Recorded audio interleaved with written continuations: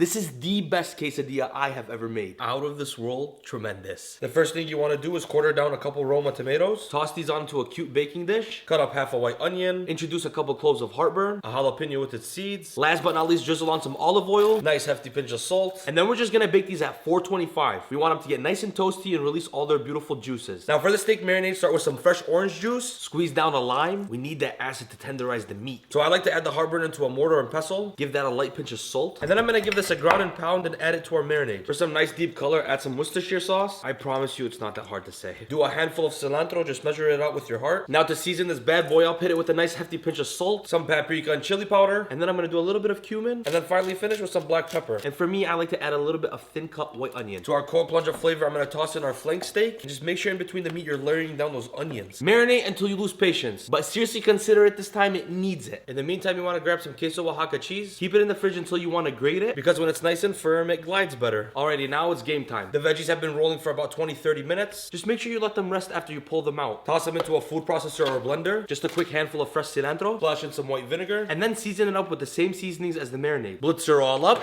And now you have the most scrumptious quesadilla salsa. I'm gonna grab our marinated flank steak and just go into a scorching hot pan. Onions and all. Steak gets cooked to your preference. I'm going for a nice medium rare. It's super vital for these to rest. Flank is usually not that fatty, so it needs all the help it can get. You see the fibers on the meat, how they run down? It's really important to slice across the grain. This will result in a more tender bite. And because it's a quesadilla, I'm going super thin. And then I'm gonna give these a nice little tiny cube. It's totally fine to have meat on the rarer side because it's gonna keep cooking in the quesadilla, but it's still moist. Flat pan gets a really light spray of oil. Large burrito tortilla goes in flat. When it gets slightly warm, just give it a flip. Layer on your queso Oaxaca cheese. And I promise you, if you lactose, it's worth it. When it starts to melt and talk a little crazy going with your meat, a very generous but thin layer. Don't you forget, we work graciously for this salsa. Again, form a very generous and thin layer. One more tortilla goes on. Place a flat plate on top. Flip over your pan.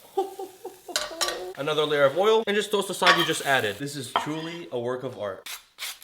That is just gorgeous on so many levels. Out of this world, tremendous. I'm almost gonna fold it in half like a pizza. And as always, now bismillah. Unbelievable. On all levels was this amazing.